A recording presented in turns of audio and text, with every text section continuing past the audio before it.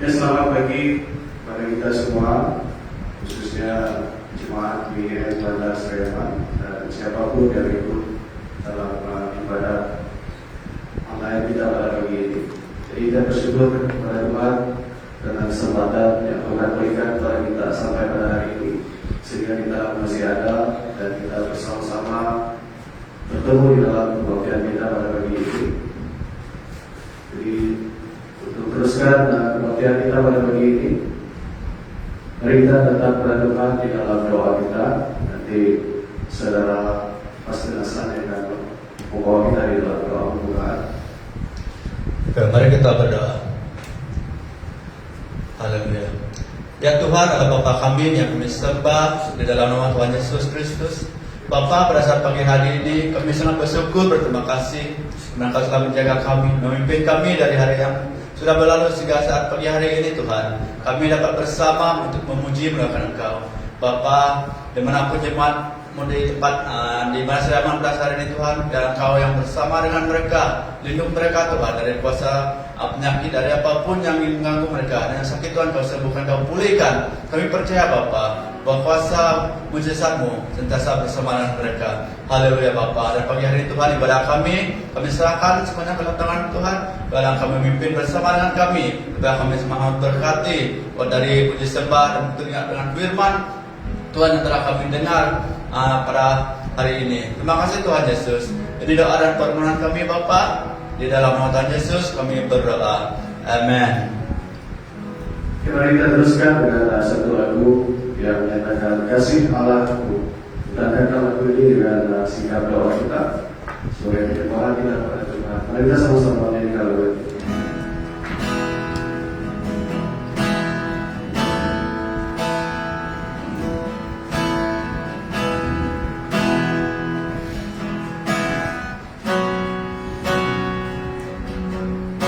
Kasih Allahku sungguhlah terbukti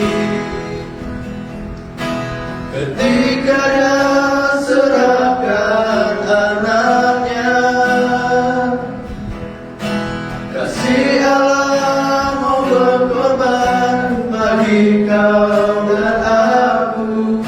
Tiada kasih seperti kasih-Mu. Kasih Allahku, kasih Allahku sungguhlah terbukti ketika Dia serahkan anaknya. Kasih Allah mau berkorban bagi kau dan aku. Tiada kasih seperti kasih-Mu. Bersyukur, bersyukur, bersyukurlah, bersyukur karena kasih setiamu. Ku sembah, ku sembah, ku sembah dan ku sembah. Selama hidupku ku sembah Kau Tuhan. Sekali lagi. Kasih Allahku sungguh telah terbukti ketika Dia serahkan anaknya. Kasih Allah mau berkorban bagi kau dan aku. Tiada kasih seperti kasih-Mu. Bersyukur, bersyukur, bersyukurlah, bersyukur karena kasih setiamu. Ku sembah, ku sembah, ku sembah, ku sembah. Selama hidupku ku sembah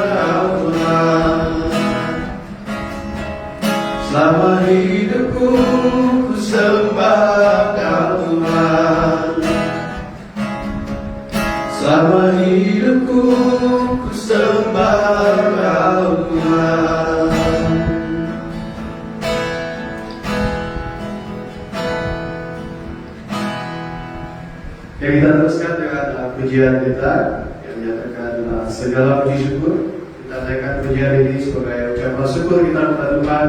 Dan Tuhan kita adalah Tuhan yang terlebih baik di dalam kehidupan kita. Mari kita sama-sama memuji Tuhan dalam segala puji syukur.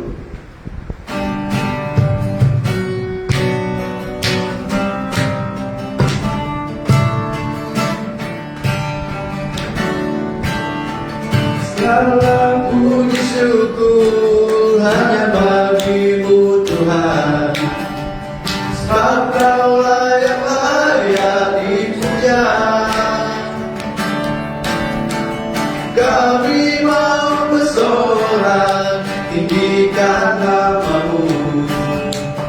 Haleluya. Segala puji syukur hanya bagi-Mu Tuhan, sebab Kau layak dipuja. Kami mau bersorak tinggikan nama-Mu. Haleluya. Soraklah haleluya, oh soraklah haleluya. Haleluya. Oh soraklah haleluya, oh soraklah haleluya. Haleluya.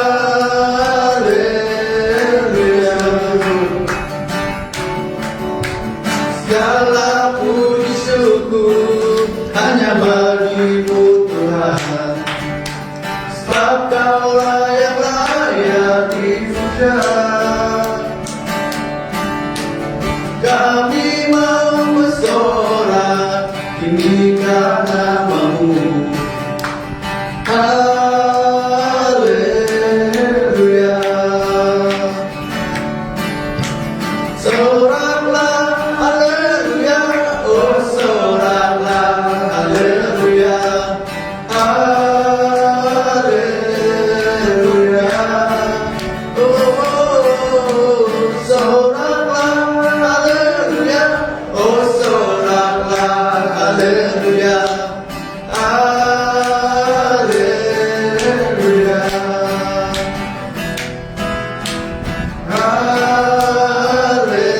Haleluya.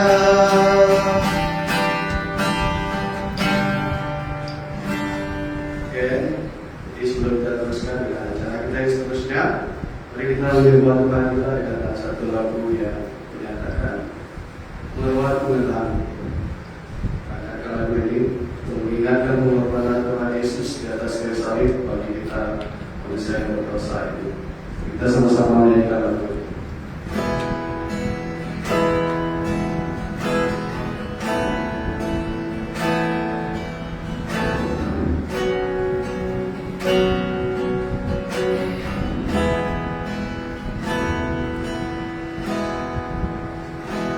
Membuatku tenang, Tuhan diredam,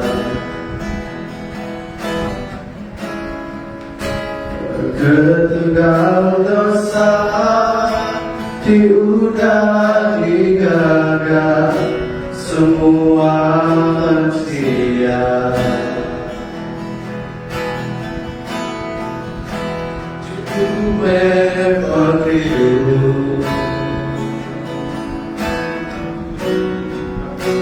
Oh Tuhan Yesusku,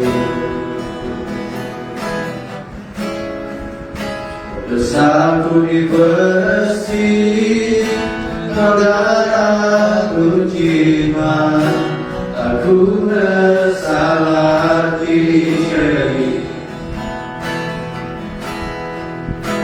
Berubahku kenal, Tuhan diredam, ketegal dosa diudah digagal semua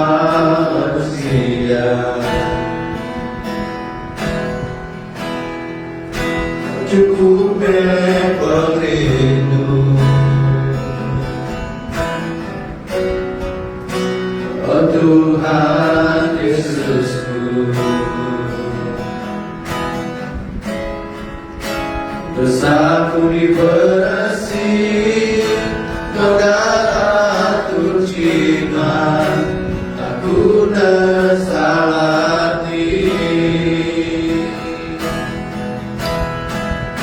Mati gantiku,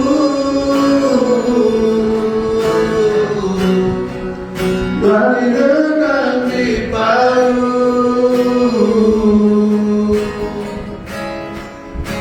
Aku tipe dosa, tak Tuhan diperiksa, lawan pengasih Allah Ta'ala. Aku nesalati,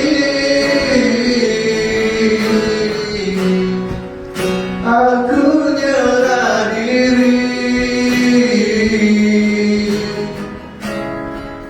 Jaga jari Tuhan, guna ketubuhku, gereja pengawalan. Sekali lagi. Berdua ku mengenal Tuhan tidak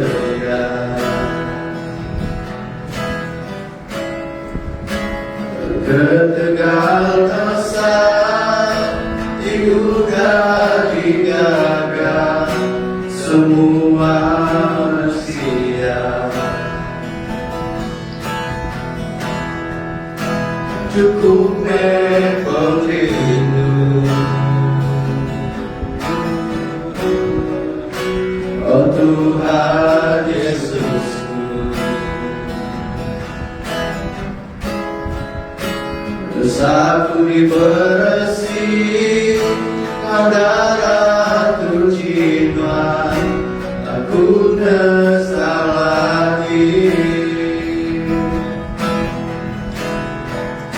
Dan mati gantiku, dan direkam di bahu.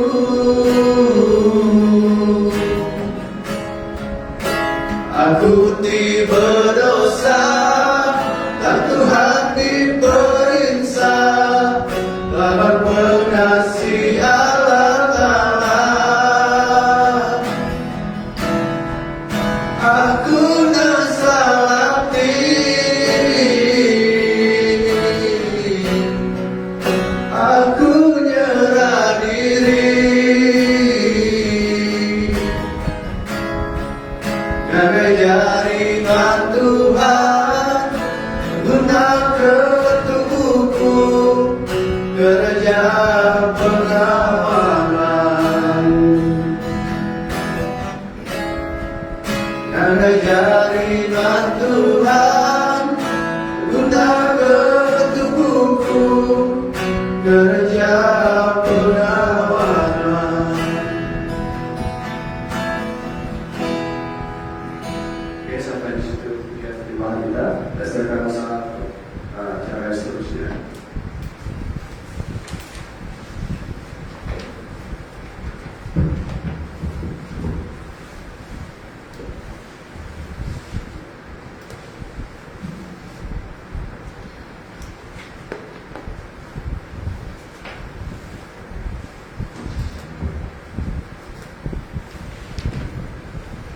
Selamat pagi, Bapak Tuhan.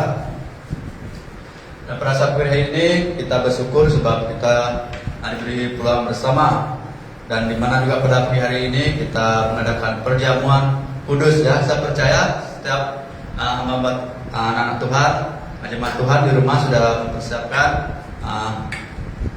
perjamuan kudus untuk pagi hari ini. Sebelum kita lebih lanjut, mari kita buka di dalam 1 Korintus Ya 1 Korintus 11 ayat 23 hingga ke 26. Ya di sana firman Tuhan mengatakan, sebab apa yang telah kuteruskan kepadamu telah aku terima dari Tuhan, yaitu bahwa Tuhan Yesus pada malam waktu yang diserahkan mengambil roti, dan sesudah itu ia mengucap syukur atasnya. Ia memecahkannya dan berkata, inilah tubuhku yang diserahkan bagi kamu, berbuatlah ini menjadi peringatan akan aku. Dan demikian juga ia mengambil cawan sesudah makan lalu berkata, cawan ini adalah perjanjian baru yang dimeteraikan oleh darahku. Berbuatlah ini setiap kali kamu meminumnya menjadi peringatan akan aku. Sebab setiap kali kamu makan roti ini dan minum cawan ini, kamu memberitakan kematian Tuhan sampai Dia datang. Saudaraku, mari kita berdoa. Ucap syukur untuk berkat yang Tuhan berikan. Haleluya. Ya Tuhan Allah Bapa, terpuji dan namamu ya Bapa, atas kebesaran-Mu, atas kebaikan Engkau Tuhan dalam kehidupan kami, yang telah melepaskan kehidupan kami daripada dosa, dan telah menebuskan kehidupan kami dari setiap dosa-dosa yang telah melakukan. Bapa, pada saat pagi hari ini kami datang menghadap meja kudus-Mu Bapa, dan pribadi setiap pribadi kami Tuhan, dimanapun dosa pelanggaran telah kami lakukan. Di sini kami datang pada Engkau Tuhan, memperingatkan bahwa kasih setia-Mu, bahwa kebesaran-Mu Tuhan yang telah melepaskan kami di atas kayu salib. Haleluya Bapa, kami ucap syukur untuk berkat air dan roti yang telah Kau berikan untuk kami pada pagi hari ini. Haleluya, terpuji nama-Mu Bapa. Inilah kami Bapa, dalam nama Tuhan Yesus kami berdoa. Amin. Saudaraku, mari kita mengangkat roti yang ada pada kita. Tuhan berkata pada mari kita mengangkat roti yang ada dengan kita. Dan sesudah itu yang mengucap syukur atasnya, ia memecah-mecahkannya dan berkata, inilah tubuhku yang diserahkan bagi kamu, berbuatlah ini menjadi peringatan akan aku. Mari kita sama makan roti.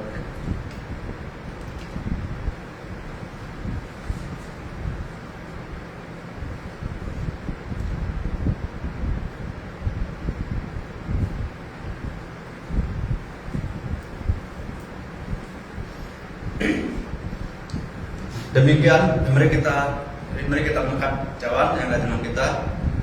Ya demikian jugalah yang mengambil cawan, dia sudah makan lalu berkata, cawan ini adalah perjanjian baru yang dimeteraikan oleh darahku. Berbuatlah ini setiap kali kamu meminumnya menjadi peringatan akan aku. Mari kita sama-sama.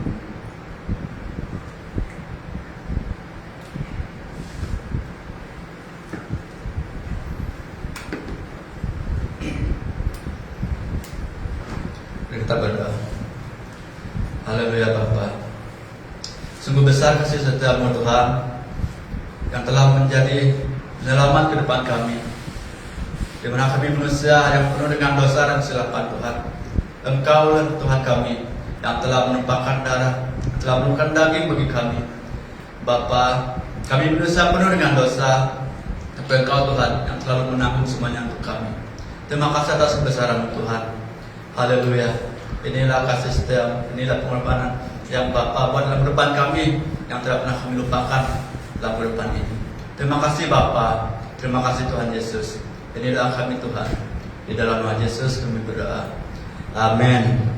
Guys, masa susuna serahkan kepada Pastor.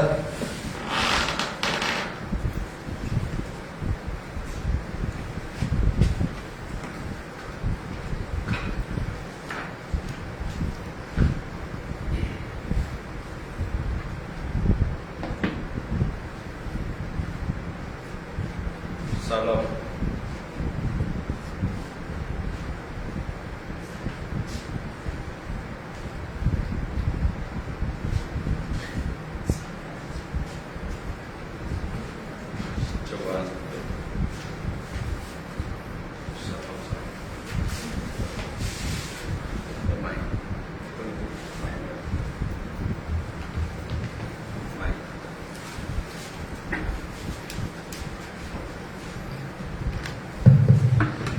Salam jemaat Tuhan yang dikasihi. Segala hormat dan kemuliaan hanya bagi Allah kita, Yesus Kristus, yang mengasihi kita sehingga menyerahkan nyawanya mati di kayu salib untuk menebus dosa kita semua. Amin. Dan terima kasih buat tim pujian penyembahan yang telah memimpin kita dalam pujian penyembahan. Tepuk tangan untuk anak-anak kita yang begitu handsome, ya, begitu excited ya di dalam melayani Tuhan. Saya percaya jemaat Tuhan semua telah bersedia dan tidak sabar untuk belajar firman Tuhan. Amin. Ya, jadi maka dengan itu mari kita serahkan diri kita masing-masing. Biarlah Roh Kudus yang berkarya di dalam kehidupan kita, yang melawat dan menjamah dan memberkati setiap keluarga kita di dalam ibadah kita pada pagi hari ini. Mari kita berdoa. Saya pimpin kita dalam doa. Betapa agungnya Engkau Tuhan, mulialah Engkau, Allah yang bertata di atas kemuliaan. Kami naikkan puji syukur hanya bagi-Mu, Allah yang sangat menghargai kami, yang sangat mengasihi kami sehingga Yesus Kristus mati di kayu salib menebus dosa kami. Pada pagi hari ini Tuhan kami datang kepadamu. Kami telah naikkan pujian syukur kami hanya bagi-Mu. Dengan kekuatan, kesehatan yang baru kami muliakan Engkau. Dan juga kami sangat lapar dan haus. Biarlah firman-Mu yang menjadi rema bagi hidup kami yang sebentar akan disampaikan oleh hamba-Mu yang hina ini. Siapalah kami Tuhan, sehingga dipilih Engkau untuk melayani orang-orang kudus-Mu yang telah Engkau tebus. Kau ambil alih tempat ini dari awal hingga akhirnya. Berbicaralah lewat Roh Kudus-Mu. Biarlah Tuhan Yesus setiap kami yang mendengar diberi kesedaran dan sentiasa mempersiapkan diri. Yang mengalami sakit akan Kau sembuhkan apapun penyakit yang ada pada mereka di saat ini Tuhan. Kau jamah mereka dengan tangan-Mu yang maha kuasa dan singkirkan segala keraguan, segala Tuhan Yesus kekhawatiran yang menguasai hati dan pikiran mereka. Terima kasih Bapa, kami percaya pada ibadah kami pada hari ini kami diberkati. Engkau menyatakan kuasa-Mu bahwa Engkaulah Allah yang hidup. Pemulihan, kesembuhan, kemenangan terjadi pada saat ini. Di dalam nama Yesus kami menyerahkan setiap persembahan, tangan yang mempersembahkan persembahan pada pagi hari ini dari rumah masing-masing Kau berkati. Kerana Engkau sentiasa memberkati mereka dan setiap mereka jemaat-Mu Tuhan dengan gairah membawa persembahan untuk kemuliaan nama-Mu Bapa. Dan pujilah Engkau. Di dalam nama Yesus kami mengucap syukur dan berdoa. Haleluya, terpuji nama-Mu Tuhan. Dan untuk tidak membuang masa,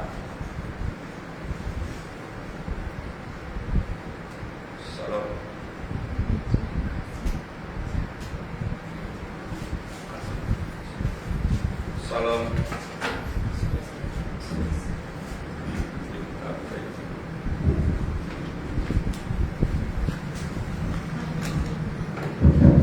Ya, maaf kita mengalami sedikit gangguan.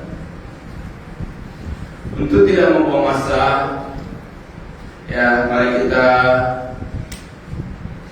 fokus kepada firman Tuhan yang kita pelajari pada pagi hari ini. Kita telah menjalankan perjamuan Tuhan sebentar tadi yang dilakukan oleh anak kita bersenasar.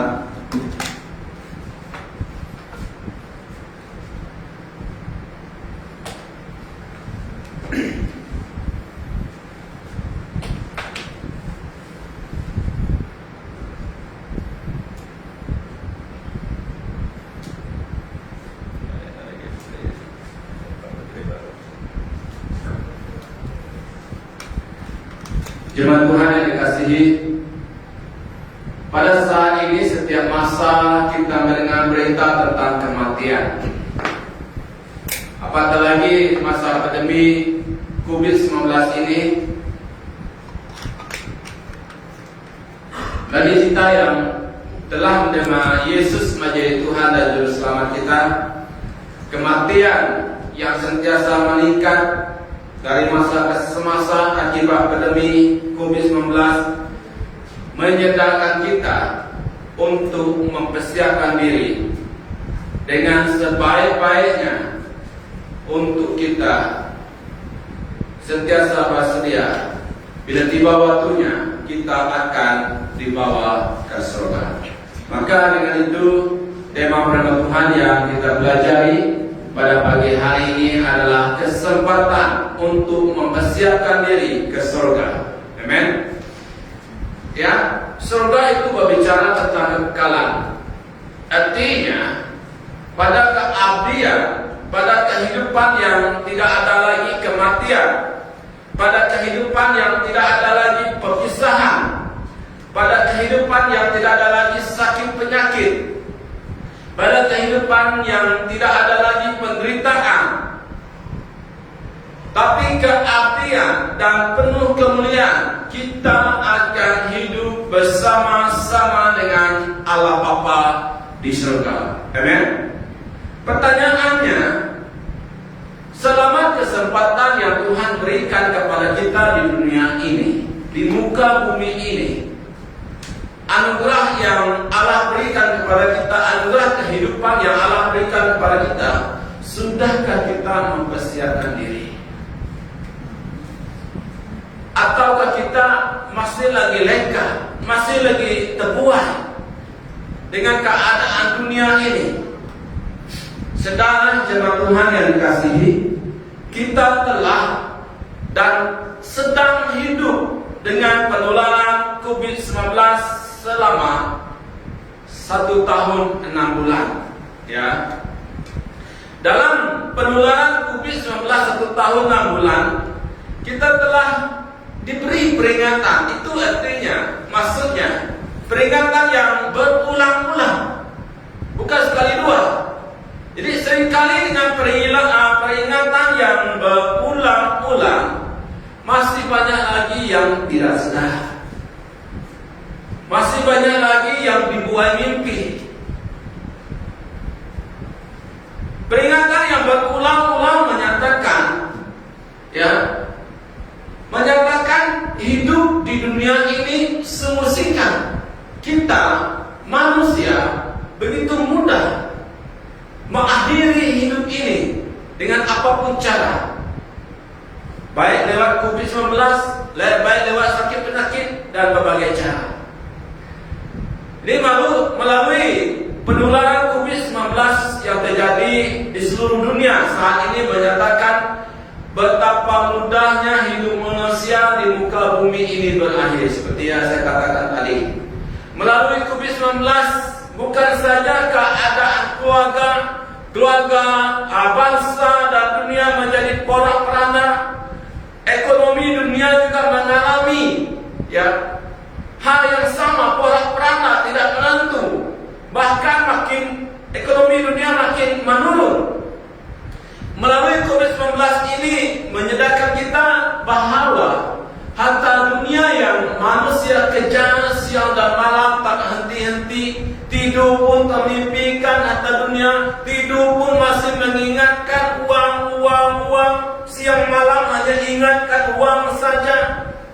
Berarti harta dunia, uang yang dicari manusia tidak ada artinya, berguna. Manusia tidak dapat bergantung hidup kepada harta kekayaan dunia.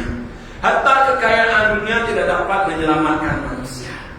Meskipun manusia begitu mengandalkan harta kekayaan dunia ini dibanding mengandalkan Tuhan. Di negara sebelah ada seorang yang begitu kaya, sehingga dia dapat membeli hospital. Tetapi bila COVID-19 dia didapati positif COVID-19, dia merasa kecewa, dia merasa hampa meskipun dia punya segalanya sehingga dapat membeli sebuah hospital. Tetapi itu tidak dapat menyelamatkan hidupnya. Baru dia sedar bahwa kekayaan bukan segala-galanya.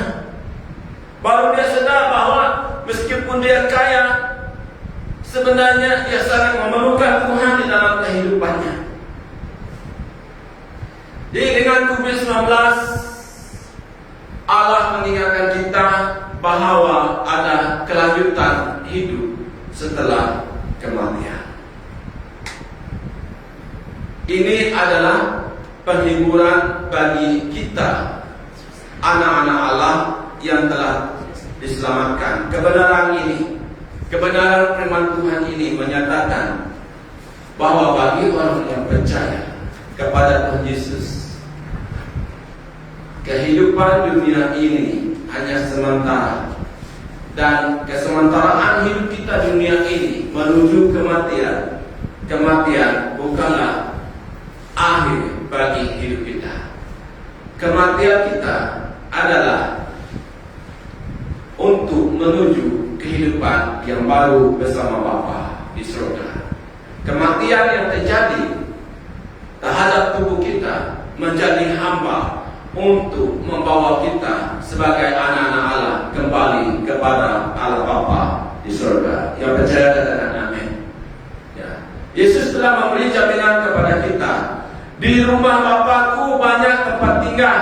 Jika tidak demikian, tentu Aku mengatakan kepadamu, sebab Aku pergi ke situ untuk menyediakan tempat bagimu. Yesus telah menyediakan tempat bagi kita. Ini jaminan Yesus. Akan tiba saatnya Yesus akan kembali, karena Yesus telah pergi menyediakan tempat bagi kita, dan Yesus akan kembali menjemput kita pulang kepada Bapa di surga. Kehidupan di surga sungguh indah, tidak terbanding dengan kehidupan kita di dunia ini. Dunia memang indah, tetapi tidak seindah surga. Maka dengan itu ingat dan saudara kita sebagai anak-anak Allah, dunia ini panah, dunia ini tidak kekal, tiada yang kekal di dunia ini. Ingat. Maka dari itu persiapkan diri kita dengan sebaik-baiknya. Kita tidak tahu bila kita akan dijemput pulang. Kita tidak tahu bila Yesus akan datang. Selama pandemi ini berlangsung dan sedang berlangsung, itu adalah sekali lagi Tuhan mengingatkan kita untuk kita fokus mempersiapkan diri. Kita harus sadar bahwa hidup kita di muka bumi ini benar-benar singkat.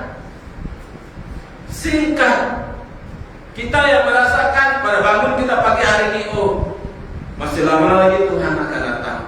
Oh rupanya saya masih hidup.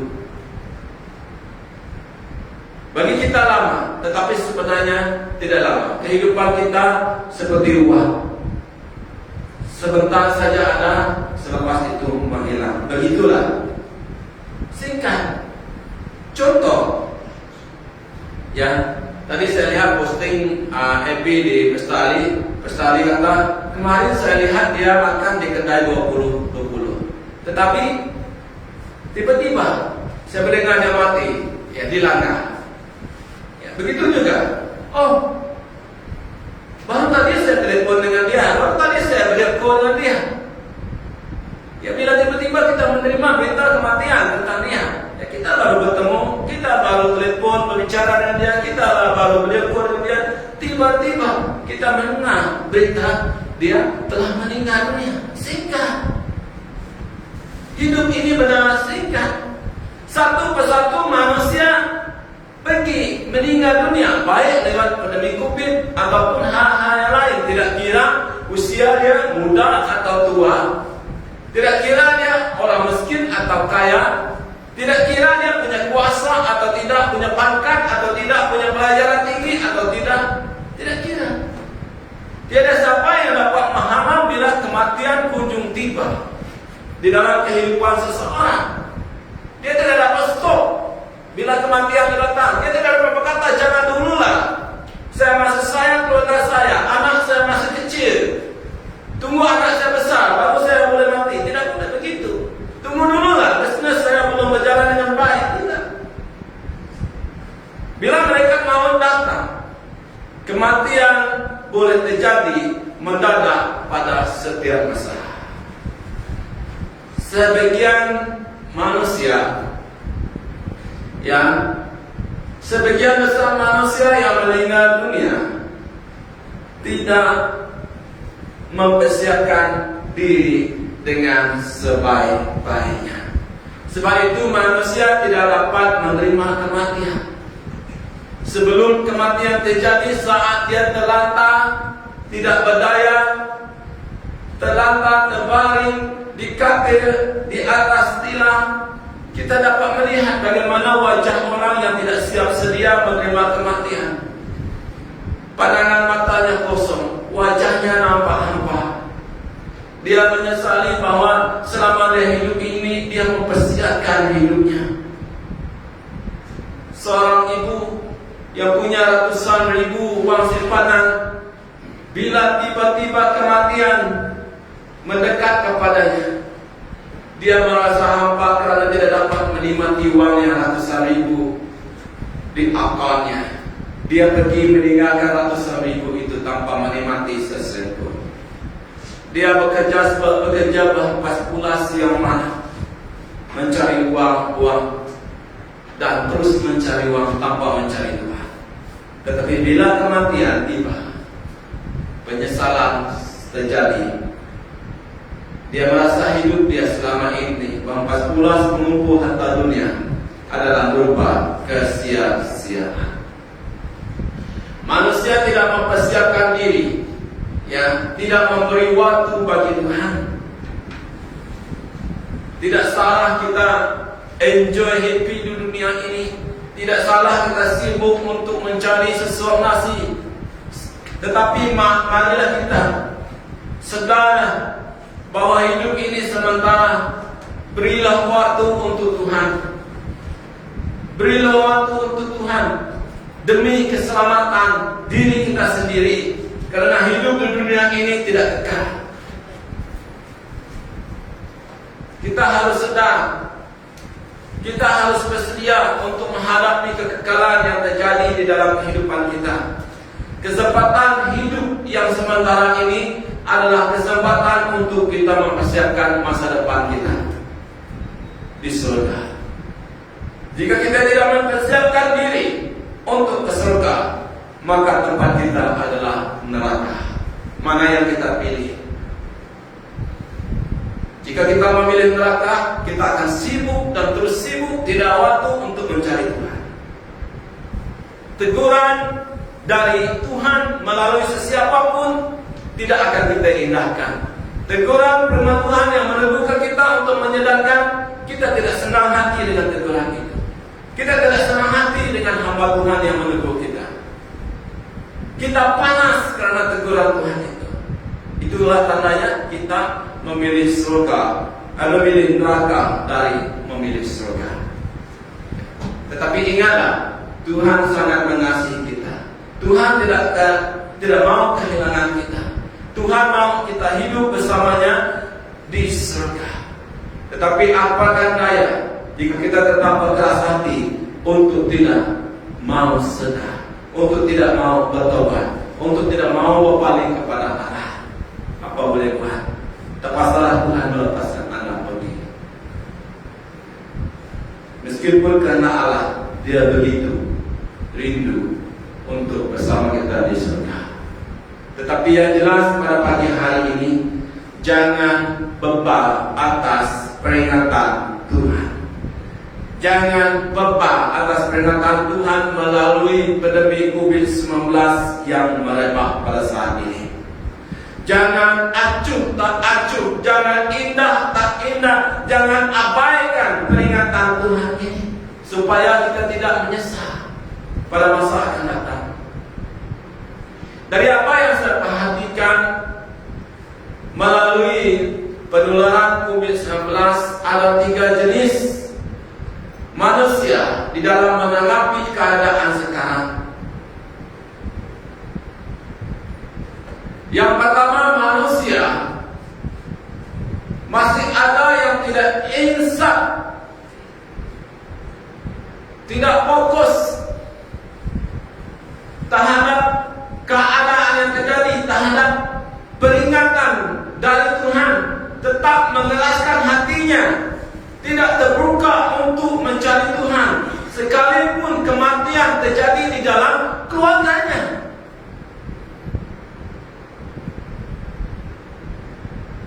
Bila kematian terjadi di dalam keluarganya, baru mencari gereja, baru mencari pastor. Dan setelah semua urusan itu selesai, maka tiada gereja, tiada pastor. Bila ada terjadi sakit penyakit di dalam keluarga, baru mencari pastor. Saya agak geli juga, senyum sendiri. Ya, ada seorang bapak WhatsApp dengan saya, "Pastor, tolong doakan cucu saya. Cucu saya sakit begini-begini." Ya, saya doakan. Saya telepon dia. Kami berdoa melalui telepon. Puji Tuhan, cucunya sehat. Dan bila pelayanan Tuhan memerlukan sedikit bantuan, sumbangan, keuangan, maka saya WhatsApp dengan dia.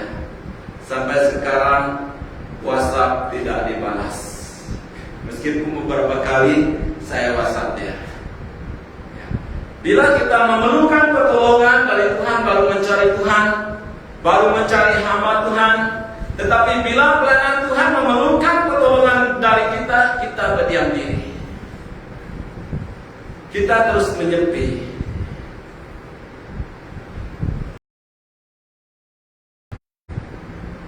Ada juga orang yang hampir mengalami kematian. Dia telah terlantar, tidak berdaya, dan ditolong di dalam doa, mohon pertolongan doa. Ya, cuma Tuhan berdoa. Puji Tuhan, Tuhan menjawab doa. Puji Tuhan, Tuhan memberi dia kesempatan untuk meneruskan kehidupan ini, agar dengan kehidupan yang Tuhan anugerahkan, dia mencari Tuhan. Tetapi yang menyedihkannya, sampai sekarang juga tidak mencari Tuhan. Tetap tegir, tidak mau menerima Tuhan. Ingatlah, kesempatan tidak akan terjadi lagi. Jarang sekali kesempatan diulang-ulang. Maka manfaatkanlah. Yang kedua, masih ada yang insaf bahwa hidup dunia ini singkat. Tetapi sayangnya, fokusnya dia masih terjebak, masih terikat dengan dunia ini, masih terikat fokus mengejar harta dunia ini. Seperti saya katakan tadi, sehingga melupakan Tuhan, menghindarkan diri dari pertemuan-pertemuan ibadah orang-orang percaya. Tiada waktu untuk mempersiapkan diri untuk kehidupan kekal di surga. Melupakan diri terhadap kehidupan kekal di surga. Terlalu sibuk memburu dan menimbun harta dunia. Itulah yang terjadi. Dan yang ketiga, sedar dan insaf. Mempersiapkan diri dengan serius. Bila dia melihat keadaan pandemi sekarang, mendengar berita kematian yang terjadi akibat penularan COVID-19, dia insaf. Lalu dia mempersiapkan diri dengan serius. Mempersiapkan diri serius untuk kekekalan, serius untuk menghadapi tata pengadilan, agar di tata pengadilan tidak ditolak, tetapi diterima masuk ke dalam kerajaan Allah. Dia sentiasa haus dan lapar untuk belajar firman Tuhan, sentiasa menghadirkan diri di dalam persekutuan orang-orang percaya. Meskipun ada halangan, rintangan, dia akan berusaha untuk mengatasi rintangan halangan untuk dia mendekat kepada Tuhan. Dia fokus untuk menjaga kekudusan, fokus untuk hidup menyenangkan Tuhan, fokus untuk hidup berkenan di hadapan Tuhan, dan sangat rindu untuk menjadi berkat buat sesama. Bagi orang yang memerlukan bantuan, sumbangan, pertolongan, ini adalah kerinduan dia. Rindu untuk berbagi kasih, taat dan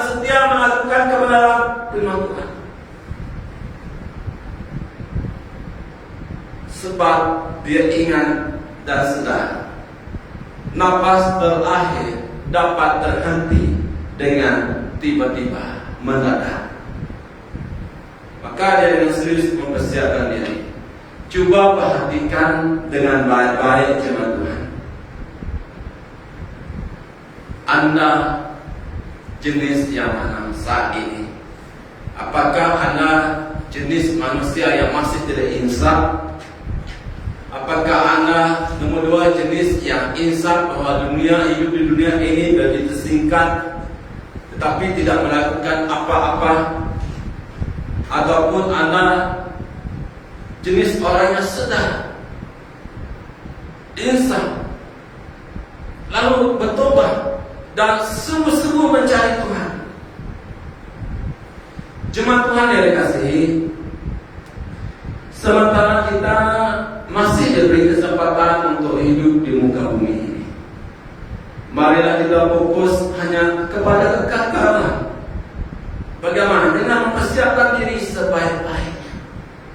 Semalam suatu penginjilan, saya sangat terharu dengan respon mereka, khasnya dari tuan rumah yang ingin menjemput kita datang kembali untuk mengajak mereka, untuk membawa mereka mendekat kepada Tuhan. Oh, saya sangat terharu. Kita berdoa agar Tuhan terus buka jalan. Iblis tidak akan senang melihat mereka terbuka untuk mencari Tuhan.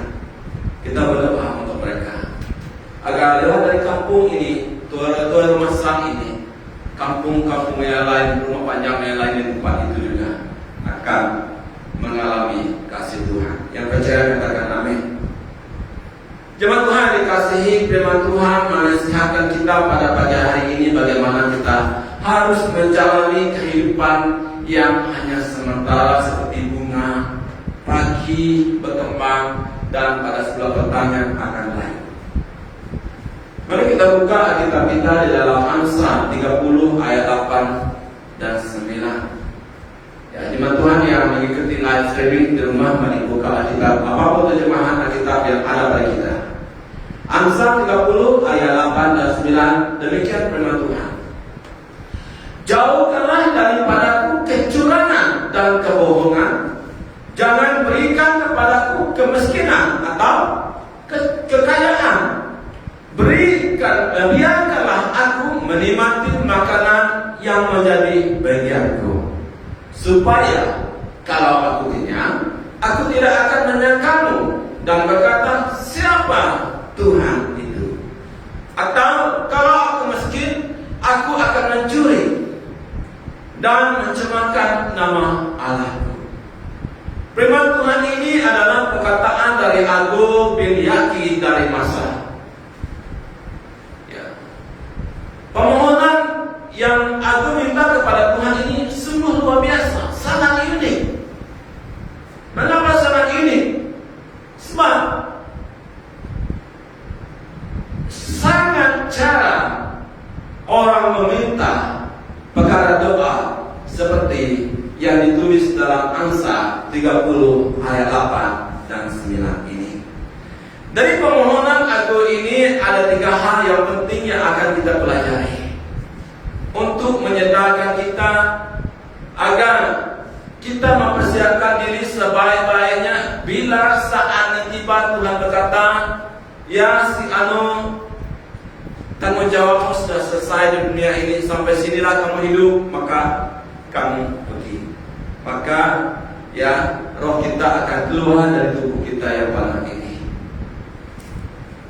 Bila roh kita keluar dari tubuh yang panah ini, roh kita bersama Allah Bapa di surga. Amin. Jadi 3 hal yang penting yang kita pelajari dari perkataan Ago ini. Yang pertama adalah permohonan Ago, yang juga harus kita mohon kepada Tuhan. Ya, harus kita doakan kepada Tuhan. Jangan hanya berdoa untuk berkat saja, sehingga kita mampu berkat. Bila mampu berkat, bila kita akan lupa akan Tuhan. Yang harus kita doakan dan yang harus kita lakukan, kita mohon kemampuan dari Tuhan untuk melakukan ini adalah jauhkan diri dari kecurangan dan kebohongan. telah ditebus oleh Yesus, yang diselamatkan Yesus lewat kematiannya di kayu salib, kita harus doakan ini. Mungkin selama ini tak terhitung banyaknya doa kita, permohonan kita kepada Tuhan. Selama ini kita berdoa, kita tidak pernah berdoa untuk jauhkan diri dari kecurangan dan kebohongan. Tidak peduli apakah permohonan doa kita selama ini. Pada pagi hari ini jemaat Tuhan, aku lewat firman Tuhan ini mengajak kita untuk berdoa menjauhkan diri dari kecurangan dan kebohongan. Dunia ini penuh dengan kecurangan dan kebohongan. Dari zaman dahulu kala aku telah sedar dan sangat memahami akan hal ini. Maka dengan itu dia berdoa, dia memohon kepada Tuhan. Ini doanya. Jauhkan dari diriku kecurangan dan kebohongan. Kecurangan dan kebohongan terjadi di mana-mana. Dapat kita lihat, dapat kita dengar. Terjadi di sekeliling kita. Kecurangan dan kebohongan terjadi kepada siapa saja. Curang dan bohong kepada pasangan hidup. Saya harap kita tidak curang dengan bohong dan dengan pasangan hidup kita. Curang dan bohong kepada ibu bapa. Curang dan bohong di dalam berteman. Di depan nampak baik, tetapi di belakang memfitnah, di belakang menikah, di belakang menjolok untuk menjatuhkan. Curang dan bohong di tempat kerja. Curang dan bohong dalam permainan. Curang dan bohong dalam bisnis. Curang dan bohong dalam politik. Kita lihat kan di dalam politik kecurangan dan kebohongan terjadi. Curang dan bohong untuk mendapatkan pangkat dan kuasa terjadi berleluasa. Curang dan bohong untuk mendapatkan apa saja. Sanggup melakukan apa saja. Itu bukan hanya terjadi kepada orang yang tidak percaya, tetapi kecurangan dan kebohongan juga boleh terjadi kepada anak-anak Tuhan. Curang dan bohong, ya, kita harap Tuhan bernyanyi, ku mau cinta Yesus selamanya. Ya, seperti saya katakan tadi, baru minta sedikit ya bantuan, sumbangan untuk pelayanan Tuhan, terus tidak mau balas WhatsApp lagi. Katanya aku mau cinta Yesus selama-lamanya. Bila diajar tentang memberi bagi pelayanan Tuhan, memberi persembahan, perpuluhan, baru ditegur dengan firman Tuhan, terus tidak senang hati dan tidak datang lagi kepada Tuhan, tidak datang lagi dalam pelayanan, tidak datang lagi ke gereja Tuhan. Curang dan bohong, tidak mengasihi sesama. Curang dan bohong dengan menjauhkan diri dari pertemuan-pertemuan ibadah orang-orang percaya.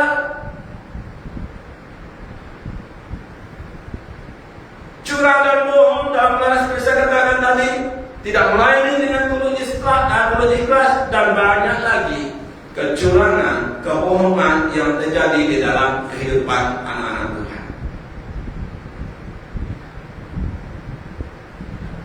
Makanya apa yang harus kita kerjakan untuk kita sebagai orang percaya agar tidak curang dan bohong terhadap Tuhan? Yang pertama, harus konsisten mengikuti jalan kebenaran. Tidak mudah tergoda untuk menyimpang ke kiri maupun menyimpang ke kanan. Melakukan firman Tuhan dengan setia. Setiap perintah, pesan-pesan Tuhan dilakukan dengan setia. Tidak mau tergoda dengan ujian, cobaan untuk menyimpang ke kiri dan ke kanan. Dalam keadaan apapun tetap setia berada di jalan kebenarannya Tuhan. konsisten mengikut jalan kebenaran Tuhan. Punya pendirian dan sikap yang tegas, tidak mudah tergoda, tidak mudah tawa hati. Contoh Yosua dan Kaleb. Mereka berdua adalah contoh yang baik, tidak curang, tidak bohong, mengikuti jalan Tuhan dengan setia, punya hati yang kuat, punya hati yang teguh, tidak mudah tergoda. Mereka tetap percaya bahwa mereka dapat menaruh tanah Kanaan. Panggilan mereka keluar menjadi hamba dari Mesir menuju tanah Kanaan. Mereka percaya mereka dapat menaruh, mengalahkan musuh di tanah Kanaan. Meskipun musuh kelihatan tinggi, besar, kuat, nampak gagah, tetapi mereka tetap fokus karena mereka berada di jalannya Tuhan, dan mereka percaya Tuhan akan cabut tangan, Tuhan akan buka jalan, tidak bondah goyah untuk menyimpang dari kebenaran Tuhan. Dan kita lihatlah, kita sama sedia malu bagaimana perjalanan kehidupan Yosua dan Kaleb, dan bagaimana kehidupan 10 orang pengintai dan orang Israel yang tidak konsisten dalam mengikuti Tuhan. Mereka begitu curang, mereka begitu bohong. Kedua, berpegang pada ketetapan Allah. Jadi, sebagai orang yang percaya, mengapa Tuhan selalu memperingatkan kita agar kita tetap berpegang pada ketetapan Allah? Mungkin khotbah yang saya sampaikan selama ini Anda tidak senang, sebab bukan khotbah tentang berkat, bukan khotbah yang menyenangkan telinga kita, khotbah yang seperti pedang yang berbakar dua, yang menyusup dalam kesumsum tulang kita, menyakitkan hati kita. Tetapi ingatlah, ini untuk menyadarkan kita untuk berpegang pada ketetapan Tuhan agar kita diselamatkan. Makanya berhati-hati supaya jangan kau melupakan Tuhan Allahmu. Bagaimana tidak berpegang kepada kebenaran firman Tuhan, pada peraturan ketetapan Tuhan yang disampaikan kepadamu selama ini? Apa firman Tuhan katakan? Jika kita berpegang pada ketetapan Tuhan, orang yang melakukannya akan hidup karenanya. Inilah sebenarnya yang Tuhan mau, agar kita hidup karenanya. Apa gunanya kita memperolehi harta dunia ini, memiliki segalanya-galanya, tetapi jiwa kita hilang? Apalah artinya kita tak memiliki segalanya, hanya begini saja kita dapat sesuatu yang kita mahukan, tetapi kamu mati masuk neraka. Perintah dan ketetapan firman Tuhan adalah kondisi kukuh yang akan terus memimpin langkah kita setiap waktu, agar kita tidak hidup curang, agar kita tidak hidup di dalam kebohongan. Begitu mudah kita curang, begitu mudah kebohongan terjadi di dalam kehidupan kita. Setiap masa itu boleh terjadi. Di tempat kerja kita boleh terjadi. Jadi jangan biarkan itu terjadi. Maka peganglah pada ketetapan firman Tuhan dan hidup takut akan Tuhan. Akhir kata dari segala yang didengar ialah takutlah akan Allah dan berpeganglah pada perintah-perintahnya. Pengkhotbah 12 ayat 13 dan 14. Karena ini adalah kewajiban kita sebagai orang percaya. Karena Allah akan membawa setiap perbuatan ke pengadilan yang berlaku atas sesuatu yang tersembunyi, entah itu baik, entah itu jahat.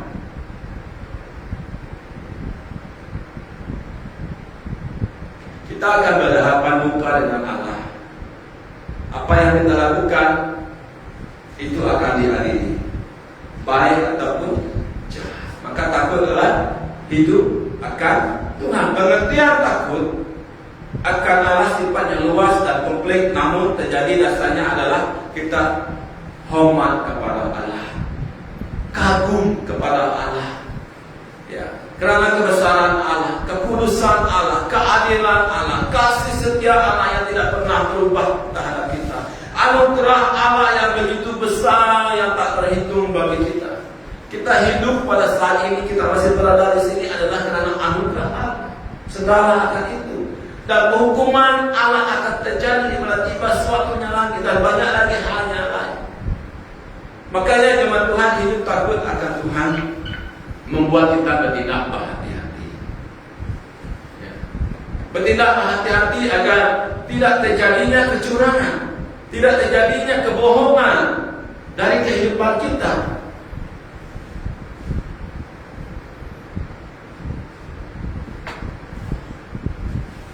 Tuhan tidak mau kita terjadinya kecurangan dan kebohongan di dalam kehidupan kita. Maka sebab itu aku berdoa, jangan berikan kepadaku kemiskinan atau kekayaan. Kenapa? Agar tidak jatuh dalam dosa. Kemiskinan mendorong seseorang untuk melakukan kecurangan, kebohongan, mendorong seseorang melakukan kejahatan. Sebab kemiskinan orang melakukan kejahatan. Orang sanggup merompak demi wang, orang sanggup merompak demi menipu demi wang. Orang sanggup melakukan apa cara demi memburu wang, demi melepaskan diri dari kemiskinan. Manusia sanggup mencuri, manusia sanggup merompak, manusia sanggup rasuah, manusia sanggup pecah amanah, dan banyak lagi yang dilakukan. Jangankan orang yang miskin, orang yang punya pangkat juga mereka sanggup merompak, sanggup mencuri, bahkan sanggup membunuh. Meskipun mereka sudah punya segala-galanya, mereka tetap tidak bersati. Mengapa? Hati mereka yang miskin, pikiran mereka yang miskin, kehendak mereka yang miskin, keinginan mereka yang miskin, seluruh kehidupan mereka miskin. Dengan mata kasar kita melihat mereka cukup segala-galanya, tetapi sebenarnya mereka miskin. Aku berkata, jangan memberikan aku kekayaan. Mengapa? Agar untuk tidak melupakan Tuhan. Maksudnya kekayaan itu adalah keserakahan, ya. Mau terus, meskipun sudah punya, tidak bersati, terus menggali harta kekayaan dunia ini. Tidak pernah merasa puas apa yang dimiliki.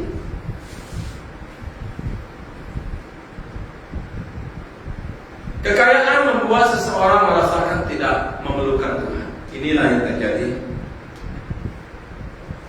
Tidak perlu kaya, saya melihat seorang bapak yang kerja offshore. Dan kerja offshore dia punya gaji yang besar. Dan bila diinjil, dia masuk telinga kiri, keluar dengan kanan. Mengapa? Sebab tanpa Tuhan pun dia ada duit. Itu ingatan. Tanpa Tuhan pun dia dapat buah rumah besar, ya 2-3 tingkat dapat buah. Dan begitu juga seorang pegawai kerajaan, dia jujur berkata, Pastor, maaflah, hati saya tidak terbuka untuk Tuhan Yesus. Mengapa? Sebagai pegawai kerajaan gajinya tinggi, dan dia punya ladang sawit yang besar, dan dia juga punya rumah burung walet yang dapat mengeluarkan ribuan setiap bulan. Jadi dia merasa tidak memerlukan Tuhan. Tanpa Tuhan pun dia hidup. Tetapi akan tiba saatnya nanti, bila tiba masanya dia terlantar di atas katil, di ICU, UCB, baru dia akan sedar nanti. Saat itu sebenarnya selama ini dia memerlukan Tuhan. Baru dia sedar nanti bahwa apa yang ada pada dia, pekerjaan, punya pangkat, gaji besar, bahwa sebenarnya itu adalah dari Tuhan, titipan Tuhan. Kekayaan seperti saya katakan tadi membuat seseorang merasa tidak memerlukan Tuhan. Hidupnya mengandalkan kekayaan, mengandalkan pangkat, kuasa dunia.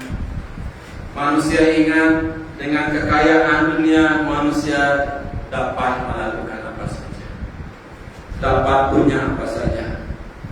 Jemaat Tuhan yang dikasihi, tidak salah untuk menjadi orang kaya. Tuhan tidak menghalang kita untuk menjadi orang yang kaya. Tetapi ingatlah, bila kita menjadi kaya, biarlah kekayaan kita itu menjadi berkat buat pelayanan Tuhan, buat kehidupan lain, bukan kaya untuk diri sendiri.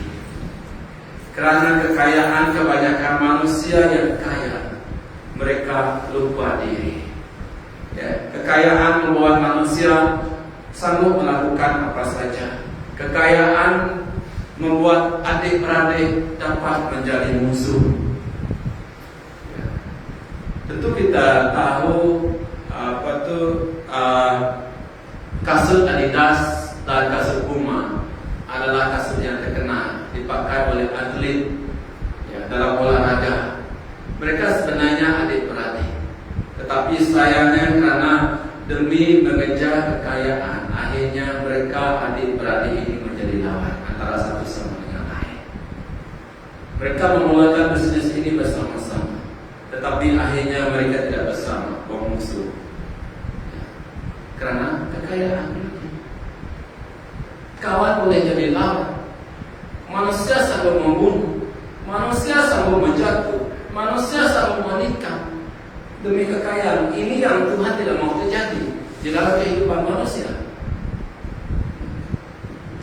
Dan yang harus juga yang kita lakukan sebagai orang percaya, yang doa harus naikkan bersyukur dalam segala apapun keadaan, dalam segala hal. Ya, kita boleh saja mengucap syukur bila kita mendapat sesuatu yang terbaik di dalam kehidupan ini. Contoh, ya, kita sakit kena, tidak ada harapan lagi mau hidup, tetapi Allah menyatakan kuasanya, mujizat terjadi, kesembuhan terjadi. Kita dapat mengucap syukur.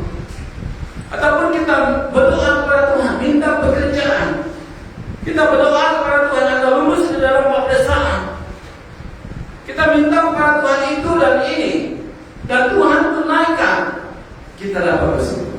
Kita dapat naik pangkat. Kita dapat menerima berkat yang henti-hentinya mengalir dari surga. Kita dapat bersyukur.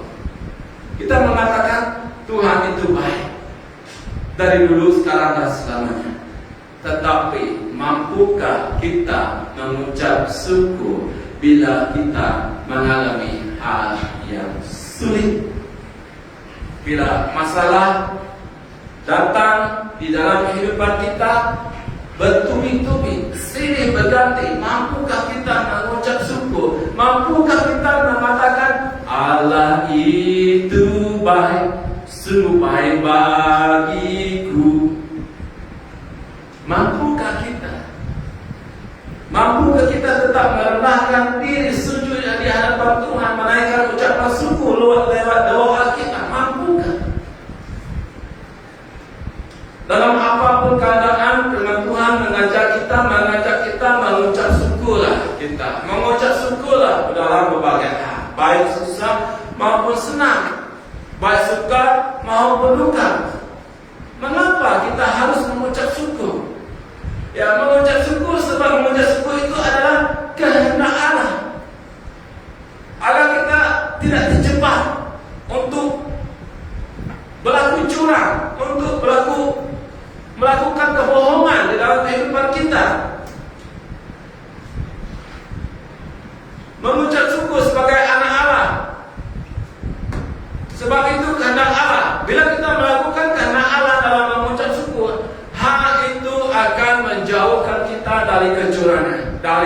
dorongan. Mengucap syukur adalah kunci kebahagiaan. Di dalam saat kita mengucap syukur, kita rasa bahagia. Sebab kita merasa cukup. Kita merasa, ya puji Tuhan, kita merasa puas, kita merasa senang. Kekayaan dunia tidak dapat memberi kita kebahagiaan sejati. Kedudukan dan kuasa dunia juga tidak dapat memberi kebahagiaan. Kunci kebahagiaan adalah selama kita mampu mengucap syukur dalam apapun keadaan. Ingatlah jemaat Tuhan yang dikasihi, dalam hidup ini ada banyak hal yang harus kita syukuri. Seberat apapun hari-hari yang kita lalui, ingatlah mengucap syukurlah selalu. Meskipun kita sakit, mengalami sakit, jangan putus harapan, jangan kita patah semangat, jangan menyerah kalah, karena masih ada orang di samping kita yang memberi dorongan kepada kita yang dipakai oleh Tuhan. Kita masih ada doa.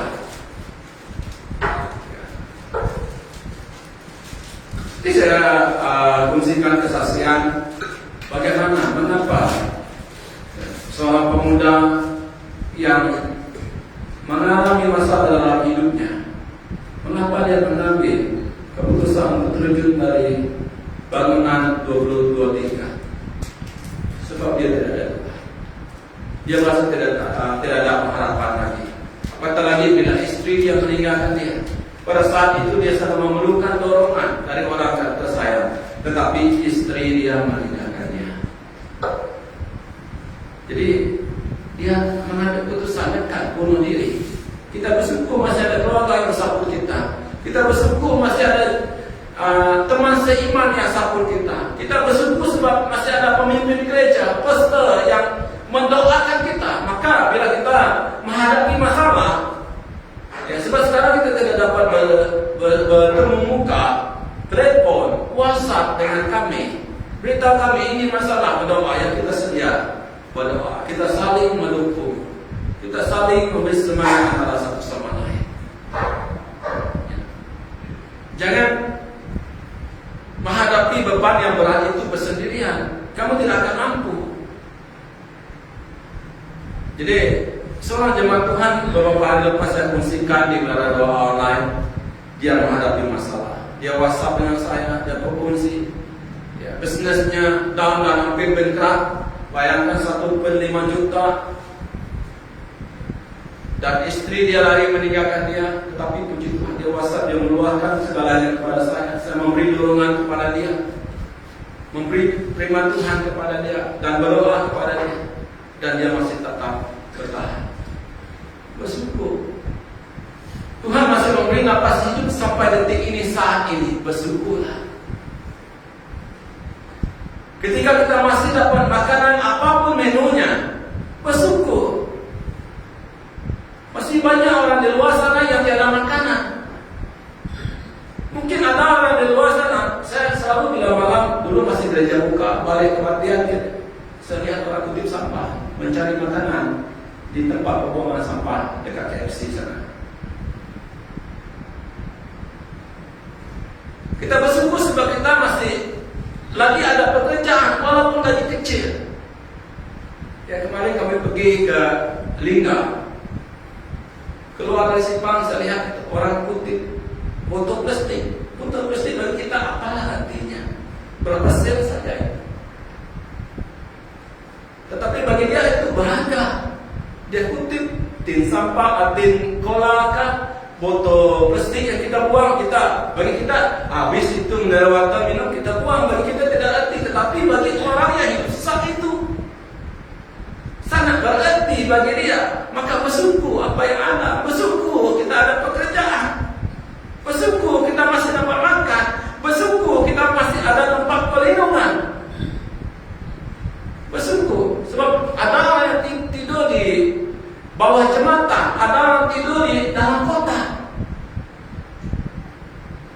Saya melihat video yang dipost di FB, ya, di Amerika. Amerika, negara yang maju, di Los Angeles, orang tidur dalam kereta, orang tidur beli kemah dalam kemah tidak ada rumah.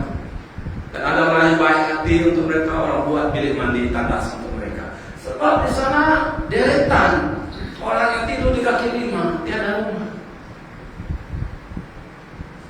Kita bersyukur, harus bersyukur. Mengucap bersyukur sebab kita ada keluarga. Banyak orang yang tiada keluarga. Orang yang tidak keluarga bilang, melihat kita yang ada keluarga ini, dia, alangkah indahnya hidup ini jika saya masih ada bapa, saya masih ada mama. Alangkah indahnya hidup ini jika saya masih ada kakak, ada abang, ada adik. Ini ada adik abang bergaduh, ada adik malah adik muncul. Bersyukur, berusaha mencukupkan diri. Kukatakan ini bukanlah kerana kekurangan, sebab aku telah belajar mencukupkan diri dalam segala keadaan. Aku tahu apa itu kekurangan dan aku tahu apa itu kelimpahan. Dalam segala hal dan dalam segala perkara tidak ada sesuatu yang merupakan rahasia bagiku, baik dalam hal kenyang maupun dalam hal kelaparan, baik dalam hal kelimpahan maupun dalam hal kekurangan. Berusaha mencukupkan diri, bersyukur. Walaupun di dompet kita hanya 10 sen, bersyukur. Mungkin kamu tidak pernah makan ayam yang sudah expired yang dibuang ke dalam sampah, kutip dan masak makan. Mungkin kamu tidak pernah, tetapi saya pernah melaluinya. Sebab itu di dalam hidup saya sentiasa bersyukur. Anak-anak saya tidak mengalami. Saya sedih melihat anak saya, dia beli ini tidak mau makan ini, lauk ini. Ya, dia beli saya ayam, dipanggang saya ayam tidak mau makan. Ya, satu ini. Ya, tetapi dia beli buntut ayam baru dia mau makan buntut ayam. Bersyukur dengan apa yang ada. Cukupkan diri kita dengan apa yang ada pada kita. Mengapa? Sebab firman Tuhan berkata, aku sekali-kali tidak akan membiarkan engkau, dan aku sekali-kali tidak akan meninggalkan engkau. Ingat, bersyukur, berusaha hidup mencukupkan diri. Jadilah orang yang cerdas dan beriman, sehingga kita bijaksana mencukupkan diri dengan keperluan pribadi sendiri. Hidup tidak bergantung dengan orang lain berdikari. Bahkan bukan saja pada berdikari, tetapi membantu pelayanan kerajaan Allah, membantu pelayanan hamba Tuhan. Saya sangat bersyukur dengan jemaat di Embala Seriaman yang saya lihat begitu terbuka dan murah hati untuk membantu pelayanan kerajaan Allah, membantu hamba Tuhan, membantu pelayanan misi dan pengiran, membantu sesama yang memerlukan pertolongan. Ini menunjukkan bahwa apa yang telah Tuhan berikan kepada kita, kita jaga, kita pelihara, kita urus dengan baik, semuanya untuk kemuliaan Tuhan. Amen. Yang percaya katakan amin. Jadi inilah yang didoakan aku, ini yang aku minta kepada Tuhan. Jauhkan dari aku, jangan biarkan aku miskin. Jangan biarkan aku serakah sebab kekayaan, untuk mengejar kekayaan serakah. Jangan biarkan ini terjadi dalam hidupku Tuhan. Jadi sebagai jemaat Tuhan yang telah ditebus, diselamatkan, begitulah seharusnya kita menjalani kehidupan ini. Marilah kita belajar mencukupkan diri dengan baik dalam apapun keadaan, baik dari hidup miskin, hidup susah. Dan puji Tuhan jika kita dianugerahi kekayaan, dan puji Tuhan juga kita hidup sederhana saat ini. Ya. Miliki hati yang selalu bersyukur dengan apa yang Tuhan limpahkan dalam kehidupan kita. Miliki gaya hidup yang tidak terlalu memanjakan diri. Jika kita terlalu memanjakan diri, ini yang menyebabkan kita untuk tidak pandai mengucap syukur dalam segala sesuatu, tidak berusaha mencukupkan diri. Dan yang terakhir, jemaat Tuhan, apa permohonan Agus? Dia berdoa, biarkan aku menikmati bagianmu. Ya. Bagianku, biarkan aku menikmati bagianku, ya, bukan bagianmu.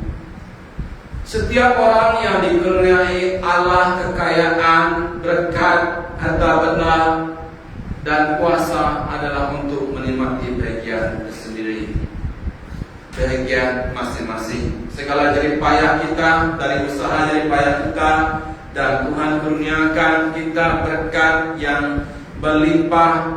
Jadi kita nikmati bagian kita. Jangan menginginkan bagian orang lain. Ya, tidak ada yang lebih baik ya bagi manusia daripada makan dan minum dan bersenang-senang dalam jerih payahnya selain dari menikmati bagiannya. Aku berdoa. Firman Tuhan mengajak kita berdoa. Ajak aku menikmati bagianku sebagai titipan Allah. Aku tidak mau menikmati yang bukan bagianku. Yang bukan hakku tidak akan ku nikmati. Yang bukan bagianku, bukan hakku tidak akan aku layani. Harta orang lain, milik orang lain aku tidak ingini, tidak akan ku pandang. Aku hanya mau menikmati saja yang menjadi bagianku. Jadi mari kita mohon dalam doa kita. Ajar kami Tuhan menikmati berkat yang daripadamu sebagai titipan Tuhan. Saya agak kelihati juga ya, buah tekai kami yang tumbuh di luar pagar rumah kami barulah berapa saja itu. Bila kami keluar dari rumah sebentar, balik dari rumah petang, lihat buah tekai itu tidak ada lagi. Kalau mau, apalah salahnya minta. Kami akan beri, tetapi ini mengambil bagian yang bukan milik kita tanpa kebenaran. Geli juga hati saya, buat tekai yang sedikit pun baru berberikit diambil juga. Begitu juga dengan besi buruk yang kami kumpul, kami simpan di luar pagar. Tetapi bila kami kembali, lihat besi itu ada kaki hilang. Harga besi itu bila kalau dijual sampai ke tidak 5 ringgit. Jadi jemaat Tuhan, nikmatilah yang menjadi bagian kita. Ambillah yang menjadi bagian kita. Jangan menikmati yang bukan hak kita. Jangan mengambil untuk menikmati milik orang lain.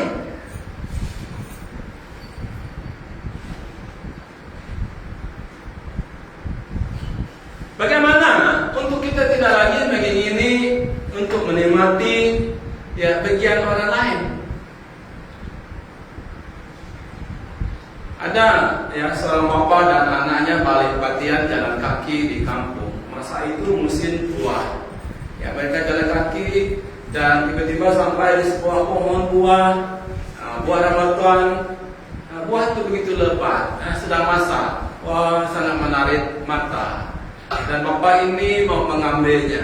Tiba-tiba bila bapak ini mau mengambil memetik buah rambutan ini, anaknya menegur, "Bapak, jangan mengambil bagian orang, jangan mencuri orang yang punya." Ya, "Bapak, kita baru balik latihan, jangan mencuri." Ya, iya juga nah. Ya, jadi tidak jadi balik terus. Kawali diri kita dengan ketulusan dan kejujuran. Ya. Ini doa Mazmur 25 ayat 1. Ketulusan dan kejujuran kiranya mengawal aku, sebab aku menanti-nantikan Engkau. Pernah kita berdoa kepada Tuhan untuk minta ketulusan dan kejujuran? Orang yang jujur dipimpin oleh ketulusan, tetapi pengkhianat dirusak oleh kecurangan.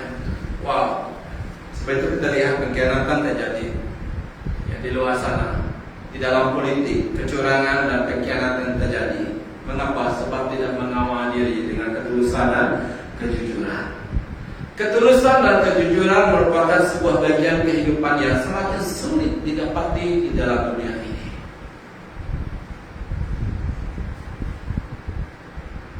Ketulusan dan kejujuran merupakan sebagian elemen yang harus dimiliki oleh manusia. Apatah lagi kita sebagai anak-anak yang sering diajar, dinasihati, dan kita sering belajar firman Tuhan.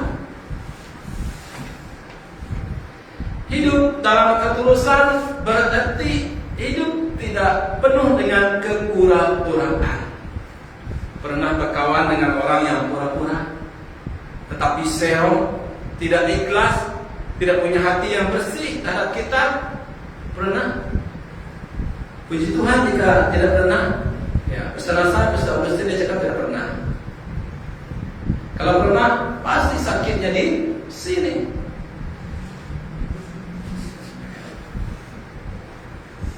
Mana tahu nanti kalau dua bercinta, orang yang dicintai ya, dilihat tulus, tetapi pura-pura. Rupanya ada orang lain. Nanti makan cendol pun makan dengan air mata, menangis.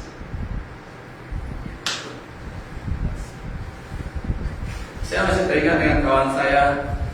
Ya, tapi ini bukan perempuan ini jujur dengan dia. Dia suka ke perempuan itu. Dia berusaha untuk mendapatkan perempuan itu. Tapi jujurlah perempuan ini tidak suka dengan dia.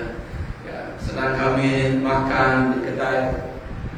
Dan perempuan itu tiba-tiba bertelepon, dia suka lihat kamu telepon perempuan, tetapi tahu perempuan ini, ya kamu jangan ganggu saya lagi, saya tidak suka kamu. Maka menitislah air mata dia seperti hujan jatuh ke mangkuk cendol. Sedih juga. Jujur, bagus juga perempuan yang jujur, tulus sebenarnya, supaya dia tidak berharap ya, sesuatu yang tidak mungkin dia dapat. Ya, tidak berharap kepada hati perempuan ini untuk membalas cintanya. Dalam perspektif Allah, jika kita hidup dalam ketulusan, maka kita akan memiliki masa depan. Ya, mengapa dikatakan demikian? Jadi ada beberapa alasan. Yang pertama, ya hidup dalam ketulusan. Ya sesungguhnya Allah itu baik bagi orang yang tulus hatinya, bagi mereka yang bersih hatinya. Ya. Pertama, orang yang hidup dalam ketulusan akan menikmati kebaikan Allah, kebaikan yang tak terhingga, kebaikan yang tidak terhitung, kebaikan Allah yang tiada bandingnya, kebaikan Allah yang tidak dapat dibalas, kebaikan Allah yang tidak didapati pada orang lain, ya, yang tidak dapat, mustahil untuk didapati di dalam manusia yang hidup di dunia ini. Kedua, orang yang hidup tulus, ya dalam ketulusan akan mengalami perkenanan Tuhan. Wow. Apa yang akan terjadi bila kita mengalami perkenanan Tuhan? Kita berdoa kepada Tuhan, doa berkenan, menerima doa kita, doa kita akan pasti dijawab. Doa kita tidak, Tuhan tidak memalingkan wajahnya dari doa kita bila kita sujud, kita berdoa.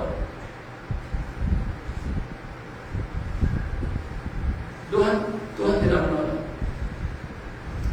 Dan yang ketiga, orang yang hidup dalam ketulusan akan mendapat pemeliharaan Tuhan. Luar biasa. Ustaz, mengapa saya mesti diikuti? Mengapa Tuhan tidak memberi? Tuhan ada memberi perlindungan. Meskipun saat ini kamu positif COVID, jangan meragukan kasih Tuhan. Karena jalan Tuhan adalah perlindungan bagi kita yang hidup dalam ketulusan.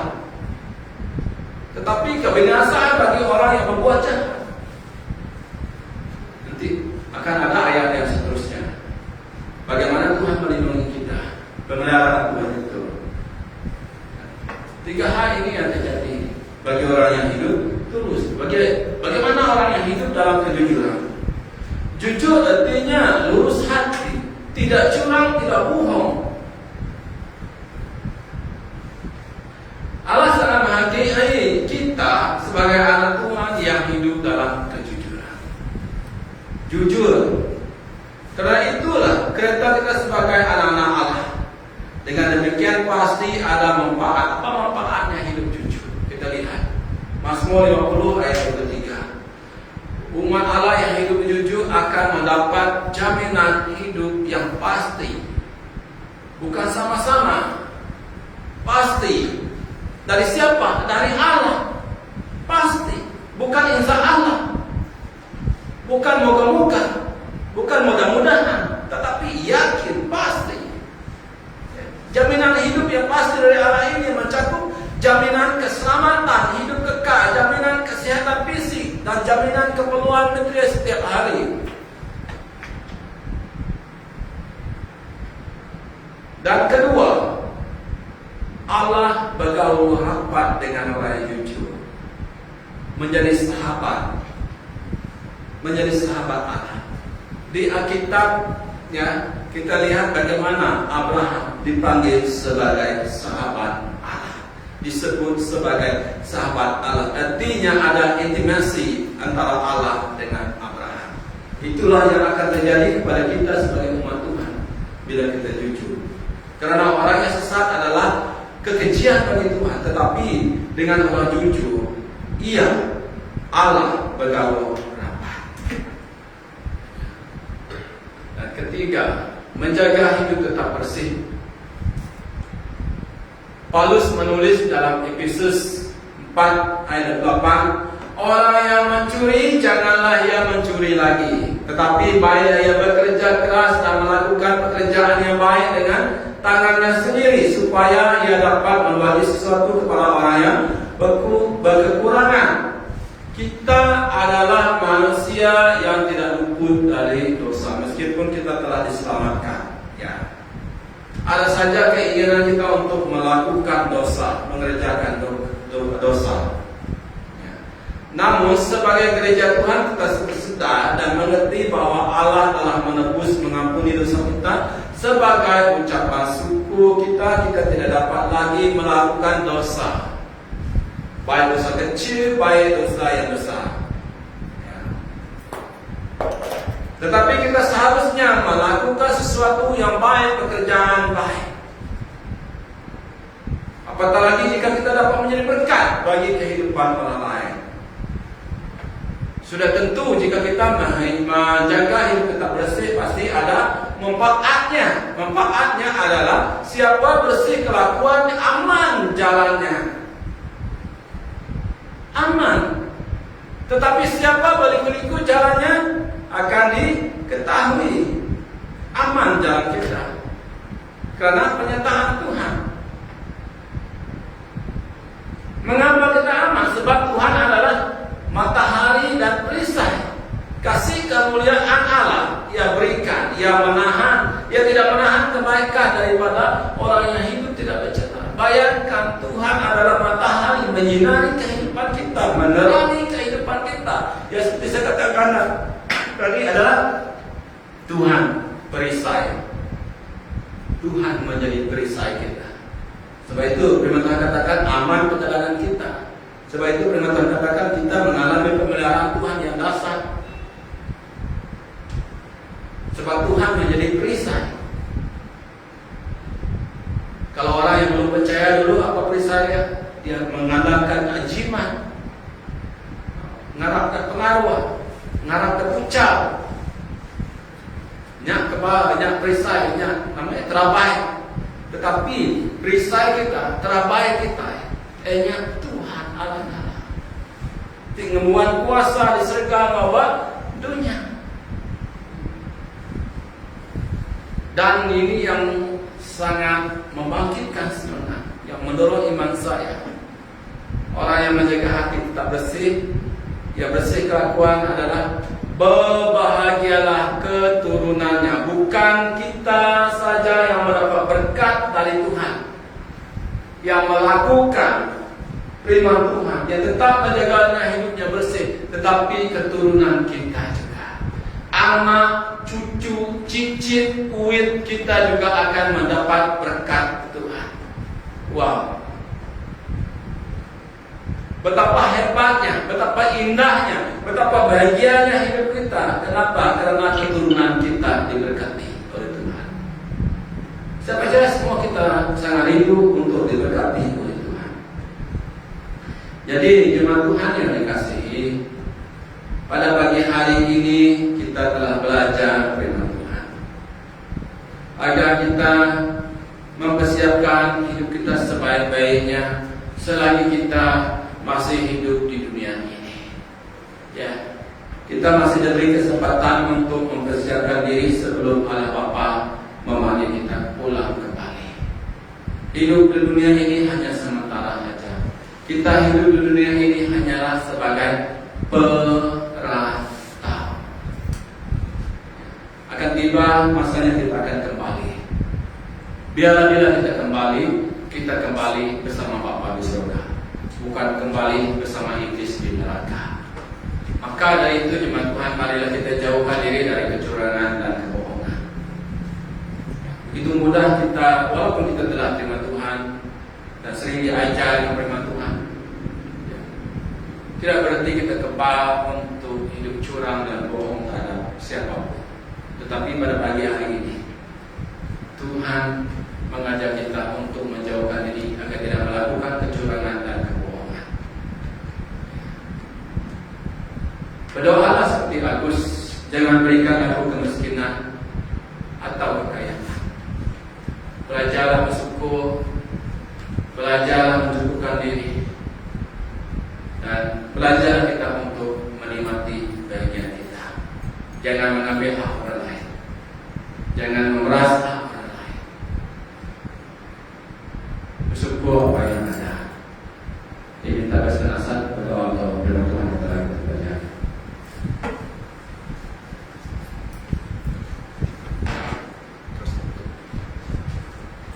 Terima kasih Bapak Ustaz. Dengan firman Tuhan yang sangat memberkati kita bersama pada pagi hari ini. Saya sebelum kita akhiri acara kita pagi hari ini, mari kita berdoa. Sampai kita dalam doa. Mari kita berdoa. Terpuji nama-Mu ya Allah Bapa, yang kami sembah, yang kami sanjung tinggi di dalam nama Tuhan kami Yesus Kristus. Bapa, pada pagi hari ini kami sangat diberkati daripada disembah firman-Mu yang begitu mengajar kami Tuhan dalam kehidupan ini. Setiap hari kami manusia menghadapi tantangan, menghadapi pencobaan. Bapa, jika kami lalai dalam kehidupan ini, sangat mudah kami terjatuh, sangat lemah, sangat mudah kami dibawa oleh hal-hal yang sedemikian. Bapa, kami itu pada saat pagi hari ini kami bersyukur di mana firman-Mu telah menegur kami, menasihati kami, menyadarkan kami ketika kami melakukan sesuatu yang tidak berkenan di hadapan-Mu. Ya Bapa, kami sekali lagi datang kepada Engkau, ucap syukur atas semua yang telah kami belajar pada pagi hari ini. Haleluya Bapa, terpuji nama-Mu. Bapa, kami ucap syukur untuk masa kesempatan ini pada pagi hari ini, dan kami juga tidak lupa berdoa bagi mereka yang sakit. Bapa, Engkau berikan mereka kesembuhan, berikan mereka kesehatan. Kami percaya Tuhan, ketika mereka sakit pada hari ini, jika mereka percaya dan mencari Engkau di dalam kehidupan mereka, Engkau hadir dengan mereka, Engkau sembuhkan mereka, Engkau pulihkan mereka Tuhan Yesus. Haleluya Bapa, karena penyertaan-Mu Tuhan sentiasa ada bagi anak-anak-Mu yang setia mencari Engkau. Haleluya Bapa, haleluya Yesus, terpuji nama-Mu. Dan kami berdoa bagi setiap pribadi kami Tuhan, bagi yang di rumah dan bertujuan kami yang dalam gereja ini, Engkau lindungi kami, amanapun kami pergi dan berjalan pada hari ini Tuhan, Engkau menyertai dan bersama dengan kami. Lindungi kami Tuhan dengan kuasa darah-Mu. Fokus kami Tuhan dengan kuasa Roh Kudus-Mu, dari apapun kuasa yang ingin menyerang kami, maupun kuasa roh jahat yang ingin mengganggu kami. Hanya Engkau lah kekuatan kami, hanya Engkau lah perisai kami Tuhan, sehingga kami dapat berdiri dengan keadaan yang baik di setiap harinya. Haleluya Bapa, terima kasih sekali lagi Tuhan untuk firman-Mu yang begitu baik menyadarkan kami, menegur kami pada pagi hari ini. Haleluya Bapa, terpuji nama-Mu Tuhan Yesus. Inilah kami Bapa, di dalam nama Tuhan Yesus kami berdoa dan bersyukur. Amin.